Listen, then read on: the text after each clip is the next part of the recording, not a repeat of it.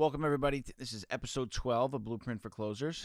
I'm joined here by my co-host, Dominic Ciccarelli, and we're fortunate to be joined by Kelly Minch as well, who is Regional Director of Sales for National Tenant Network of New York, Pennsylvania, New Jersey, Delaware, and Connecticut. Terrific. So I recently met Kelly, and what the company she works for is just fascinating to me, and it's such a great service you guys offer, especially with all the changing laws constantly in New York and New Jersey.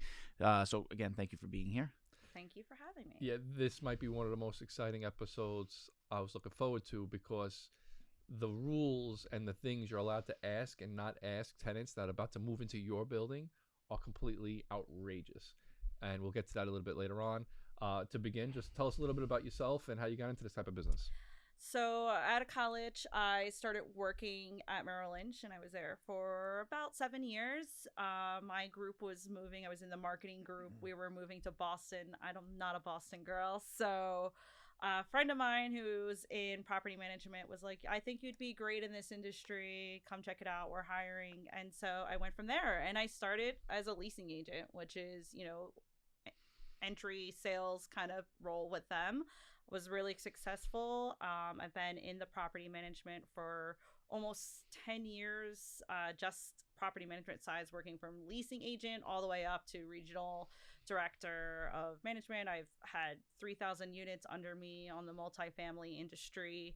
And from there, I got into doing this tenant screening and becoming the regional sales manager for National Tenant Network, which is where I'm at now. That's great. So what is National Tenant Network? What do they do? I assume they're national. Yeah, we are a national company. I'm the sales rep for kind of like the Northeast area that we talked about. And we do tenant screening. So we'll do all of the background checks for anybody. We keep you compliant with state laws, and that's the main thing that's different from us and different screening companies. Yes, we have the better screening, but we're also concerned with both on the multifamily industry, on the management side, on the agent and broker side, of keeping everyone compliant with their each individual state laws and city laws. So New York City is slightly different. There's different laws with that. I don't know all of them offhand, but Philadelphia has a city law that's slightly different. A lot of it sometimes has to do with the amount of screenings you run and things like that. But we keep you compliant in that aspect of it. So you don't have to worry about the compliance. You're only worried about getting your applicants to apply, seeing if they're value-added applicants, and making those decisions based on the report that we give you. So long and short is, I'm a landlord. I have 10 apartments empty. I don't know the rules, and I don't want to do the interviewing. I hire you. It's a flat fee. You interview all of my tenants. You tell me who you suggest, who I should accept and who I shouldn't. So we don't actually interview. We would provide you with a link. So you would have a personalized link that's established just to you as the landlord. You would also have certain criteria. So if you want stricter criteria than what the industry standard is, we would go through all of that different criteria with you, have you set it up. You can always, as a landlord, would have a login to be able to change it and update, make it more stringent or not. And then you would send that applicant your link. You would request for us to process, and we would process that. And we're going to give you an objective third-party review, which is going to look great when and if you ever get interviewed or evaluated, because you're not necessarily making that decision unless you go off of what we suggest and decide to kind of go rogue. But if you're going by the basis of how you have your criteria set up in our system and our report, then we're going to keep you compliant. So New York, we're not going to give you the tenant record rental history, so evictions and things like that. Legally in New York, you're not supposed to make decision factors on it, so we're not going to take that. We're going to take that right out of the system for you. But yeah, we're going to go ahead and do all of that for you. Interesting. So me as a real estate broker on that side, right? So I used to manage several rental buildings. One was a 40-unit building, one was a 50-unit building. We cut them out maybe 5-6 years ago because of all the changing laws and the unbelievable liability for agents, especially. I think they've pulled it back a bit to some extent, but the biggest thing was I didn't know what I could and couldn't do. I mean, years ago I had landlords clients that just didn't take programs, and at that time they didn't have to legally, right? That was a landlord decision, not my own. Now that's not an option, right? And that was always a difficult thing to begin with. Mm-hmm. But now, me as an agent, right, fellow agents out there, you want to take on rentals. My view on it, right? We're about to do a 100-unit plus project where essentially anybody comes in the door, they're going to be led to this site that's going to basically do the vetting, right? Because again, I don't want to ever be in that position where you can and can't answer things, you don't know what's right. So that, I think, is that's a big value. And now you as a landlord, plenty of landlords out there, now you want to interview tenants, right? You want to obviously find tenants for your buildings. There is so much you have to worry about nowadays, not just the things that you would normally think, but now fraudulent documents, right? There's so many fraudulent documents. I mean, we've seen it. I mean, with squatters, I've seen it terribly, but now people can completely falsify, Social Security, bank statements, pay stubs, everything. So if we can, starting with New York, right? What are the differences, I guess, between New York, New Jersey, I guess high level, even like starting at application fee? Yeah, so with New York, you can only charge $20 for an application fee. And if that applicant comes in with a credit report that's within the last 30 days, you can't charge them that application fee. I would suggest out of pocket as a landlord that you pay that and do the screening for us. Same thing, like in New York, you can still run the criminal. You can still run the income verification, which we'd happy to do. You just, as a landlord, as an agent, as a broker, you can't charge the applicants that. So that's one of the main things. New Jersey, you could charge whatever you want for the application.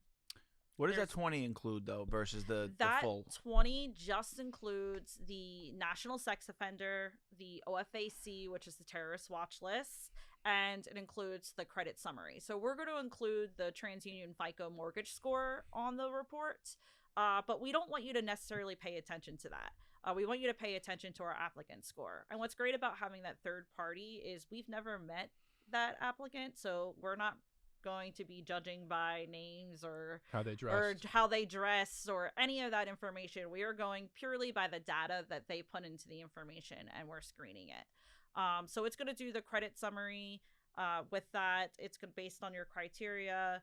They put in the income, and you guys would put the rent amount. So you would confirm the rent amount on what they would actually paying, especially when applicants are applying. Sometimes they only put their portion if it's roommate situation. So we want to make sure we have the correct rent amount. That's important.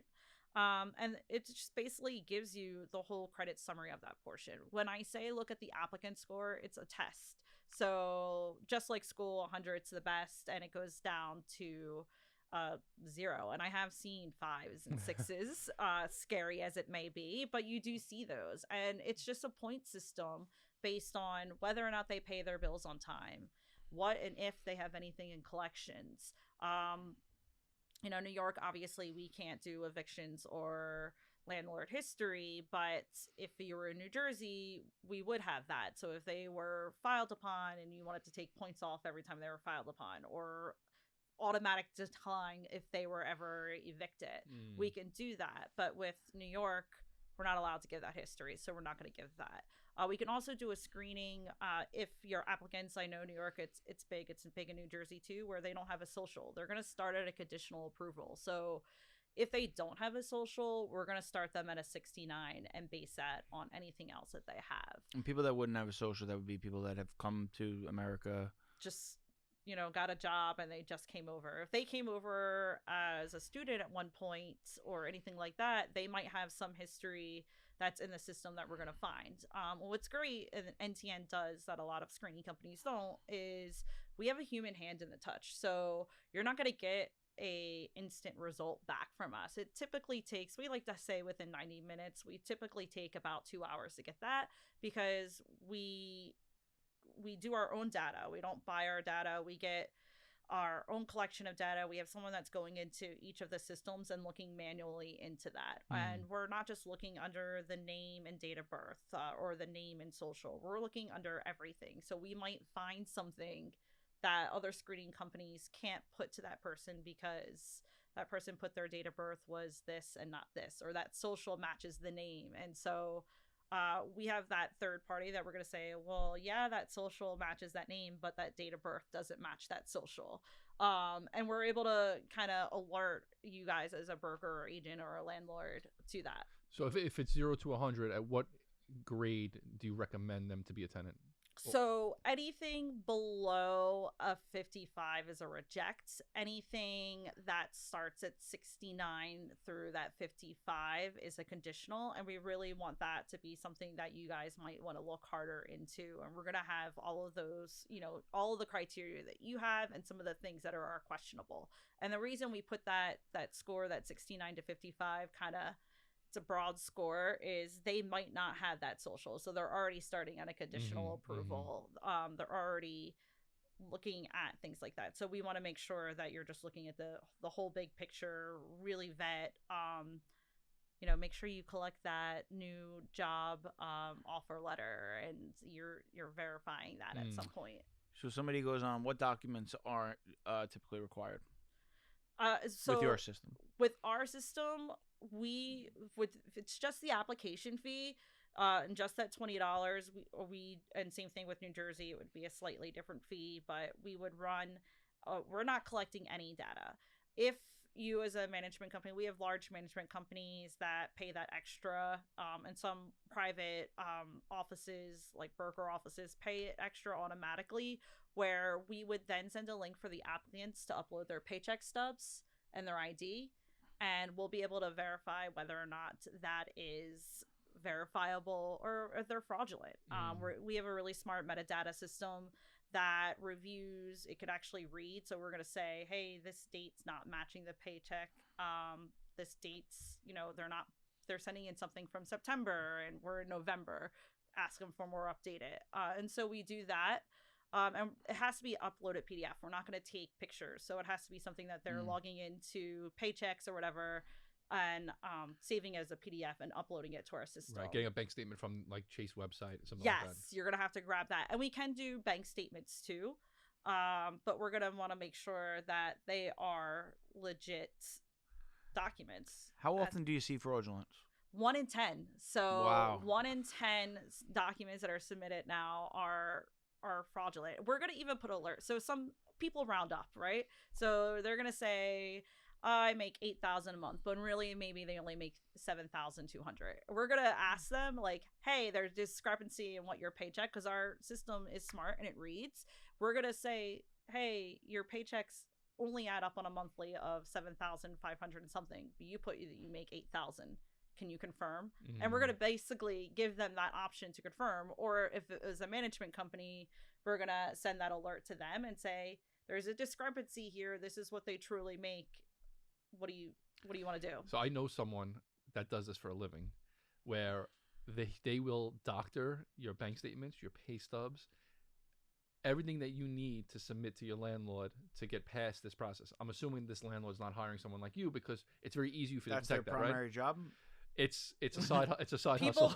People buy it. I mean, she's probably just. I mean, it's great that it's like a couple not of $100 great. at like hundreds of dollars they're paying for this to be I doctored. believe it, sure. Yeah. So when you submit it, our system, we use a metadata, and I don't know all the technical and ID of it, but I know the gist of, we have it so we are able to smartly read, and then we also read it, so it's actually reading the information on the documents. It's also checking for any slightly different fonts, because that's one of the biggest thing is the fonts are big. Any editing, you're not going to get it exactly to what it is. Right. So our software is going to catch that. Right. Is that a crime? I mean, I'm sure it's a crime, but like so, no one's going to jail because you're just going to reject them. We're going to say, hey, we were unable to verify. We're never going to tell them, hey, your documents are fraudulent. Right. Usually that person doesn't reapply or doesn't submit the additional documents if it's something that we've caught. Right. But we tell the management, we're not able to verify this. We know when we give the trainings, like when we say we're not able to verify, 9 times out of 10 it's fraudulent. It's fraudulent. We're not going to come back and tell you that it's fraudulent.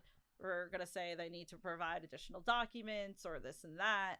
And then it's truly up to the landlord. But we're going to say, this doesn't look right. This is rejected. We're not able to verify.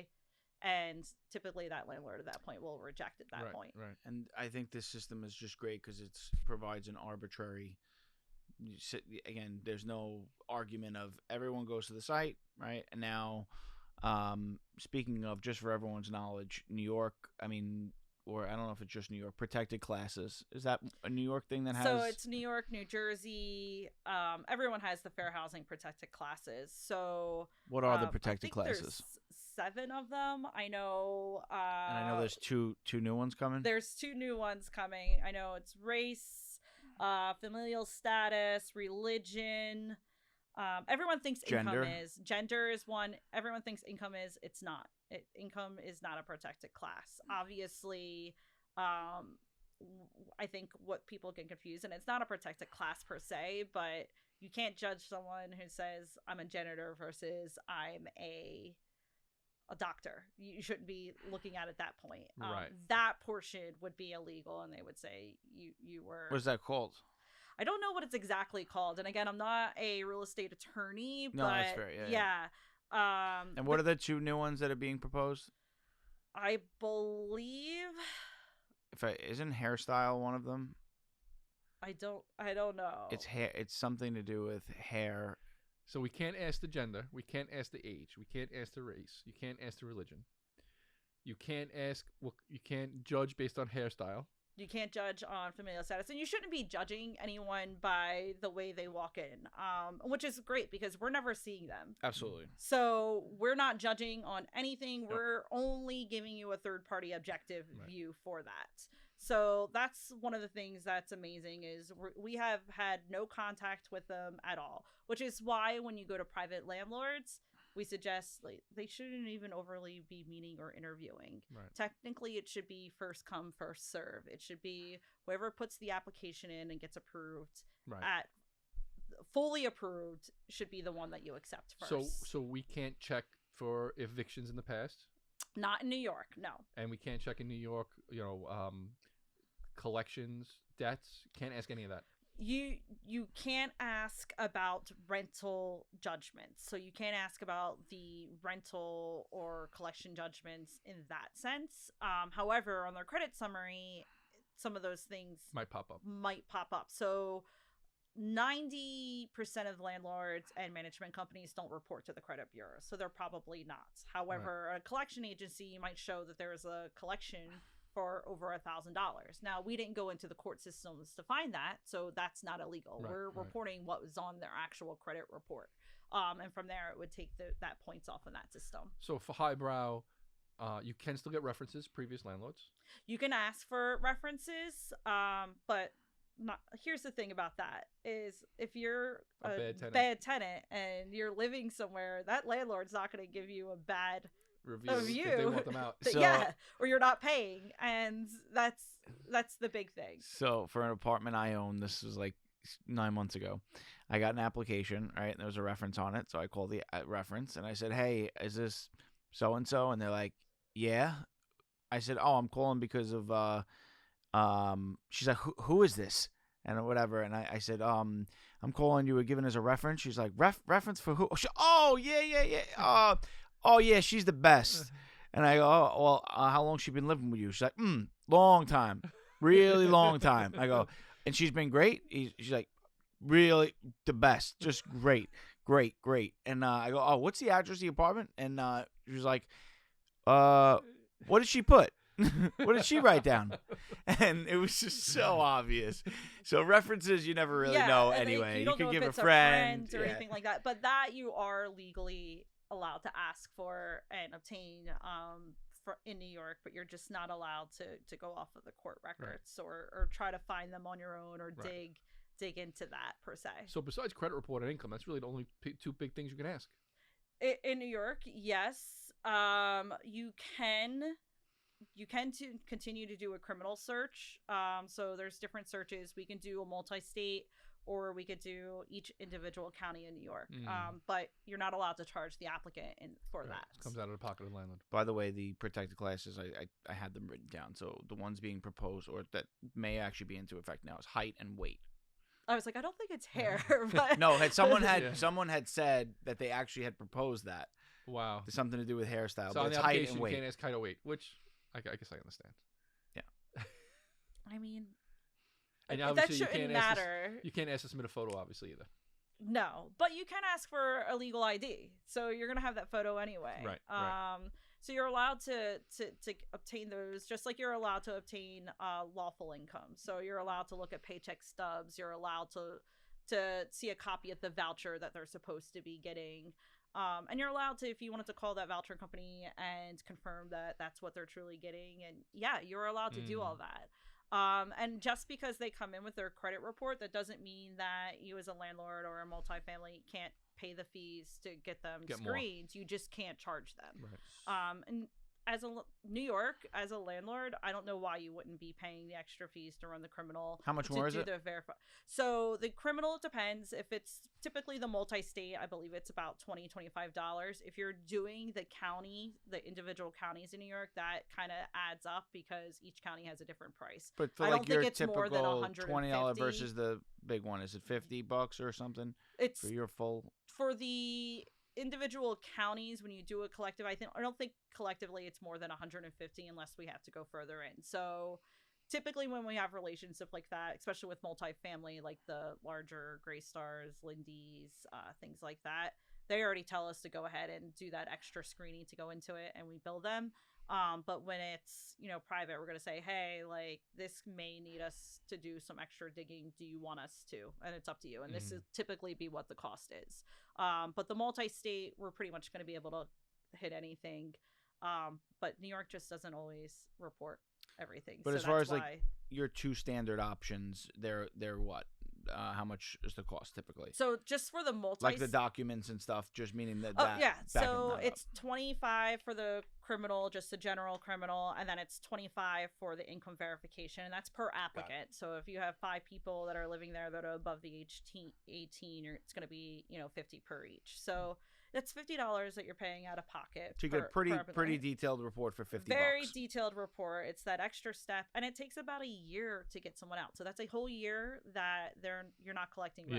Yeah, true. And it's sad because you see people lose properties and things like that, and that's where it pulls, where they're like, well, we want all that information, so we're going to go find it. And that's where you're not compliant. And we're like, just be compliant. Just run those extra reports, because likelihood, if they are a scammer, if they're not doing this, we're going to catch it on, if not the credit, we're going to catch it on the criminal. We're going to catch it on the paycheck stubs. So now you get a voucher, right, for a program, and the voucher's only covering, let's just say, 70%. What about the 30% of the income? So I mean, of the rent. So New York, it's not illegal per se to ask for the paycheck stubs for their portion. You just want to make sure that they can afford their portion. They do heavy-handedly suggest, and this is New York's, suggests that you don't go by credit for either anything from 100 to 70% when it's voucher. They don't want you looking at the credit, because it's clear that they don't have great credit. That's why they're on a voucher program. So they either don't have great credit or they don't have much credit at all, because they've probably just been on vouchers the entire time. Now, what if it's let's just say a boyfriend and a girlfriend or a couple going into that apartment? You would just do 2 independent reports? So we would be able to, you're going to have that one person send your significant link that's just for you, that is assigned to you, and then they're going to invite the other person. So then we're going to have 2 individual reports on each of them, but then we're going to do a group report. Because individually they might not be able to afford that unit, but we're going to make sure that you see everything. But as a group, they would. So we're going to say individual, you might see both of them declines, but then as together a group, it works. Yeah. Or one might be a 40 and one might be an 80. Yeah, so we'll do a combination. So it'll be the average of what the 2 of those are. So and same thing with income. If they're like, oh, my wife doesn't make any money, it's still gonna deny her just for not making that 3 times the monthly rent, which is industry standard, or whatever portion you want it individually. But the husband, obviously, if he made enough, then it would be on the group report accept. Wow. You said typically 3 times. That's the industry standard, is 3 times the monthly rent. So, but if you want it, you can bump it to 4. You can bump it to 5. I have an apartment in Manhattan, and when I applied, it's 40 times the rent, and No, that's week. That's maybe on an annual basis. That's week. Yeah, that's different. And then if I had a co-sponsor, it had to be 8. That co-sponsor had to prove 80 times. So industry standard is typically 3 times the monthly rent, but if you have a guarantor, so if you're just out of college, or even if you're doing student housing and you're in college and you're getting an apartment, or just an apartment and your parents are paying for it, that guarantor has to, if they're going to be the guarantor has to be able to be approved on their own. Right. They're both going to be listed, but the guarantor has to have enough funds and make enough money to afford that apartment on their own, because they are guaranteeing the loan per se. Super interesting. Do you see this just getting more restrictive over the years? Yes. To come? Absolutely, especially compliance wise. Obviously, fair housing, they're adding, new classes every year, every 2 years. New Jersey has a fair chance in housing law where basically, if you're a criminal, unless you do, I think, 7 of the heinous crimes, which is basically murder, kidnapping, sexual assault, arson is one of them. But any of those, child trafficking, child neglect, but it's a certain statute. I don't know the statute offhand. But basically, they do degree levels because New Jersey is trying to get rid of both misdemeanors and felonies. So if you have something that was a degree 1, then it's 6 years from the release of prison date that you can hold it against them. So if someone got arrested for something and it was a degree 1, and we would list that degree for you, and they got out of prison 8 years ago, you still have the additional 4 years to hold it against them. But after that 4 years, it's still going to show, but you're not allowed to use that as a rejection reason. Sex offenders still. So national sex offender, that comes up. We can run that on the first part. So we run that automatically on the first part because that's a federal and that's an automatic reject. Same thing with the OFAC. We run it first part. That's terrorist watch. It's actually illegal to rent to anyone that's on that terrorist watch list. Wow. So if we say it's an OFC and it popped up, don't continue to rent. This might be a silly question, but it's relevant in a lot of cases. What about pets? Because I have a strict no pet policy in any of my apartments, and what happens is once they're in, a Rottweiler or a pit bull shows up like 3 months later, and then I can't evict. The eviction process is so hard here in New York, and my insurance, my homeowner's insurance, doesn't cover me if that dog hurts someone, and it's a big problem. So and you had that problem, didn't you? First of all, you should be requiring all of your tenants to carry their own renter's insurance. Make that a requirement. If there's no pets policy, unfortunately you still have to go through the eviction. You should give them, typically we would give them verbal warning, 2 written warnings, after the first written warning, fines, and you fine them. You keep fining them, but also while you're starting the eviction, and let them know that you have now started the eviction. Likely what they're going to come back is, it's my service animal, or it's my emotional support animal. 2 differences. Service animals actually are trained, and so they should have a training certificate and things like that.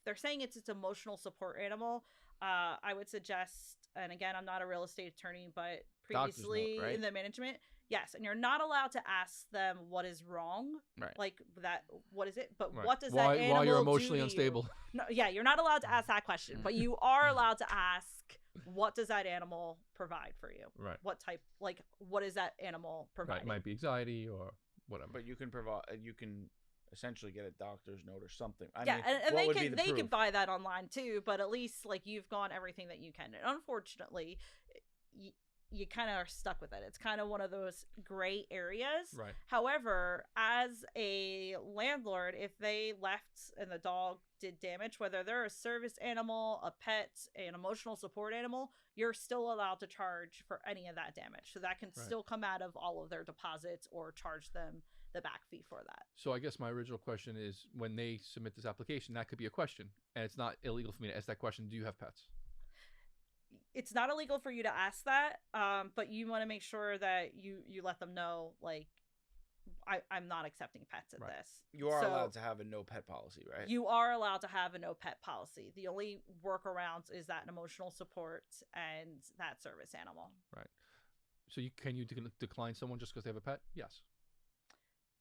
You can't decline them because they have a pet, but you can say you can't bring your pet here. Your pet cannot live here. You're going to have to find somewhere else for your pet to live. Right. So if I decline someone for having a pet, that's a problem. Yes, because you're not supposed to base it on, because you don't know if that pet's moving with them or not. Right. Right. So you don't know so that. Can I ask? But I mean, why would they tell you they have a pet otherwise? But that's one thing that you're going to make sure that while you're showing, while your agent's showing, while everything else, that you're putting it out front that this is a no pet lease. Mm-hmm. It's going to be in your lease that you're not allowed to have pets. And you're going to assume if they bring in or say they have a pet, you're just going to want to do a gentle reminder that this unit is a no pet. It's almost impossible to do business in New York City. It is. They really tie your hands. They make it difficult. But so speaking of, if you have an apartment that's for rent, let's just say one apartment, and you receive 2 applications. One is with a Section 8, let's just say voucher for 100% of the rent, and one is just just somebody paying out of pocket. Whoever gets the application and everything submitted and completed the approved first. So that's qualified. If you're requiring them to do the income verifications and things like that, it's whoever is qualified and fully approved first is how you should take it. So you shouldn't say, well, we got them in, a day or 2 apart, but I want the person that has the job versus the voucher. You'll eventually get caught on that. You want to make sure that voucher person is not being treated any differently in screening and decision making or anything like that. If they come back as approved based on the criteria, you should be accepting them. And from what you've heard, what are the consequences? So I don't know the exact fines, but basically they will fine you. They'll also go back, and that gives them the door to open up and look at every single one of your applications at that point. And so anything that you were caught on from that point, you can imagine that you're going to get fines for. But if you guys are running point on it, I mean, it should be consistent, right? So when we give it to you, and so if you have an open house and you have 10 people that are walking through, right? You're going to get that link to 10 people. You're not going to wait for one person at a time, right? So it should be whoever gets everything done and completed first. So whoever we give you the full report back on first, because that means that we're not waiting for the roommate or the guarantor to apply, or we're not waiting for their paycheck stubs. It's whoever gets it in first and completed first, and it gets approved first. Which will you be able to clearly see from the program? Based on the criteria. Yeah. So if you have, like I said, 10 people that applied and, one didn't finish their full application, or they haven't given you the paycheck stubs to upload to our system yet, that's not a completed full application because they haven't done their portion of it. And so you want to make sure just in that sense that you're going by it. What the big thing is say you have people that one person filled it out and they're a 85, and somebody the next day you got the report back and is a 98. They don't want you going back and saying, oh, I want the person with the 98 versus the 85, because that 85 passes your criteria.